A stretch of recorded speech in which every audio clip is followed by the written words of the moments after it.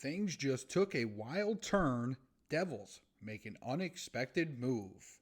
Welcome in, ladies and gentlemen, to Devils Digest. I'm your host, Ryan the Gosiker, here with you, as always, bringing you the latest, greatest Devils content as usual. And we got an unexpected move we got to talk about. But first, I want you to subscribe to the channel. We just got over our 500 subscriber goal. Okay, our next goal is 1,000 subscribers. We need your help to get to 1K. All right, so go ahead and hit that subscribe button, and let's get into the program. Now, the Devils, the offseason's here. Free agency right around the corner. Less than 24 hours away at this point.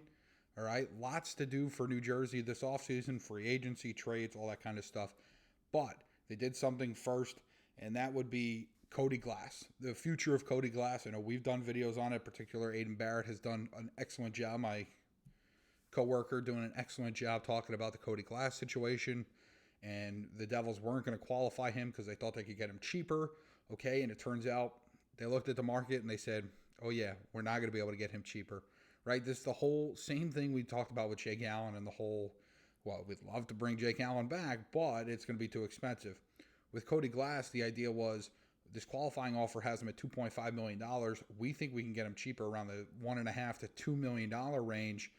And in reality, through circles of the NHL, it seems they couldn't get him lower than $2.5 million, and he was going to get more and likely leave New Jersey. Now, the Devils have until 5 p.m. today to register a qualifying offer of that $2.5 million, okay? And it seems like the Devils have changed their mind, and it seems like they have taken, a wide turn on this, okay, and headed, went full 180.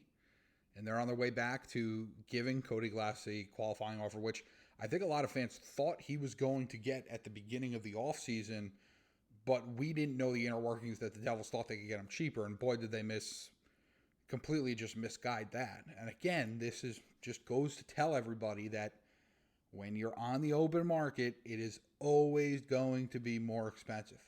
Always. Always is, always will be. That's just the way the market works.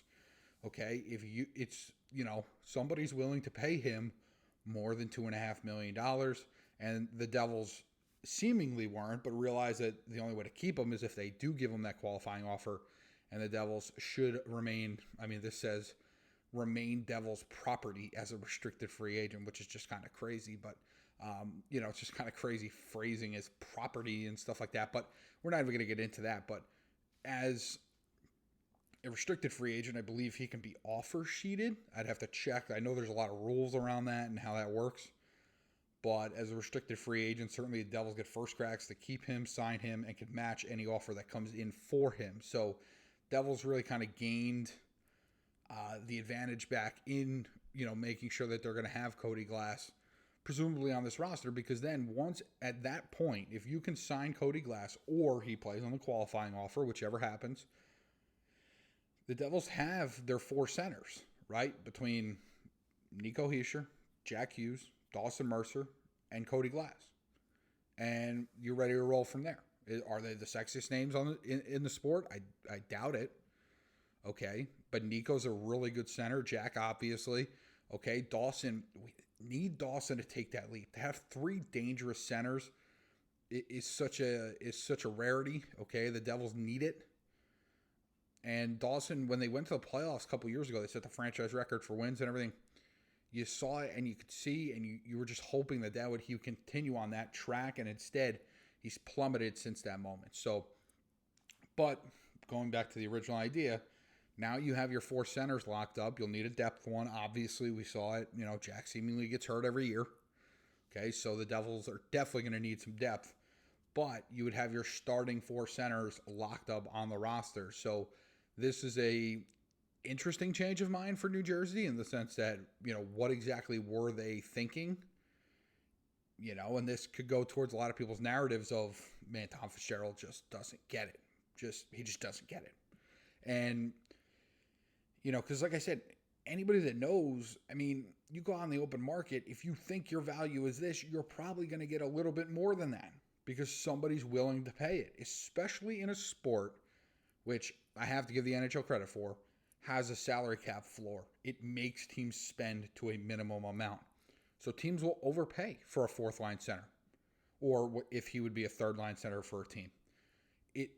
So the Devils just didn't, I don't know if their analytics failed again, but they didn't have the foresight to see that, to see that he was going to get more than $2.5 million on the open market. And now they're in this predicament, or they're in this situation, I should say, where they had to make the decision to keep him. Again, we're waiting for final word.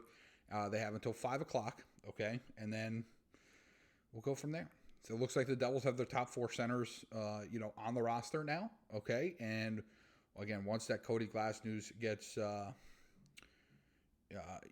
once he signs or he signs the qualifying offer, whichever happens, he signs an extension or the qualifying offer, we will certainly let you know. Again, as I mentioned, less than 24 hours away from free agency. I believe well under that. So be ready. There's a lot of Devils content coming out. Lots of great stuff from myself and Aiden Barrett coming. We are just as excited as you are, Devils fans. And I have to say, my last video was on the prospect of the Devils being a little bit more open to trading Dougie Hamilton now and taking those conversations. Again, tomorrow, July 1st, is a huge day in terms of, no move clauses being down to 15 or 10 team lists that they either can get traded to or can't get traded to. So that's the big day where these things start to shift. Okay, so we're going to see some action, but I do just have to give it up to the viewers of my last video who did an excellent job. A lot of comments coming in. We actually had somebody admit they were a Bruin fan, but their wife is a Devils fan, so they gave us a subscribe anyway, so which we appreciate, okay? A lot of people saying they love Dougie, but it kind of seems like it's time.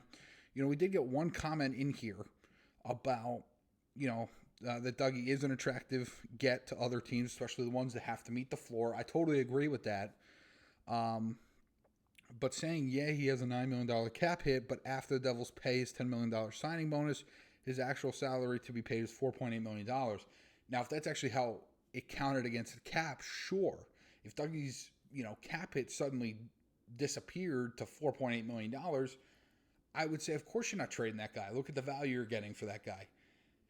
But that's not how it works. Yes, he's getting what the Devils are actually going to pay him from July 1st forward is $4.8 million, but he still counts $9 million against the cap, and that's the difficult part for New Jersey to handle, and that's why you could see him be moved as almost a salary dump, which is frustrating. We see the team across the river has done it with Trouba and Goudreau, right? They had to outright waive Goudreau, okay? So, just very messy situations can come of that. But, again, I know it seems like, hey, he's only going to make, after signing bonus, $4.8 million. It doesn't matter. Against the cap, it counts $9 million no matter what. So that's the frustrating part. And then just looking through, there was one person who said he was severely underrated as he was 7th on the Devils in points despite only playing 64 games. And what I will say to that is it's kind of nuts, right? But it also speaks to what a lot of people know about the Devils. They're very top-heavy, right? Nico, Hischier, Jesper, Bratt, Jack Hughes, Timo, Meier, right? Dougie's an offensive defenseman, and Luke is an offensive defenseman. But after those guys, who really scores? You know what I mean? So this Devils team is top heavy. It's something they've needed to work out here for a few years now. And there's another potential reason why Dougie could be moved. Get some of those offensive young pieces in. They're a little bit cheaper on the roster. So we'll see. But again, Cody Glass, it looks like the Devils are going to reverse course on this. They originally were not going to qualify offer him. They were going to try and extend him for less than $2.5 million. His market says that he was going to make more than that, according to, I guess, whoever the Devils have been chatting with and stuff like that. So the Devils have reversed course and will qualify offer Cody Glass before today's 5 p.m. deadline. So very interesting stuff. Stay with us. It's gonna be a fun ride here on Devils Digest. And again, thank you for helping us get to 500 subscribers. We now need your help to get to 1,000. Let's get to it. Man, that just has a crisp tone to it. 1,000 subscribers. I subscribe to Devil's Digest. It's got 1,000 subscribers. It's just got a different level to it. So help us get to that different level. Hit that subscribe button. And as always, leave us a comment. What do you think about Cody and the now reversal of their decision? Let us know what you think. I have a feeling it's not going to be the best comment space for GM Tom Fitzgerald. But enjoy, everybody. Thank you for listening. Thank you for watching. However you're consuming this content, we appreciate you, and we hope you enjoy. And from us here at Devil's Digest, we'll catch you next time on Devil's Digest.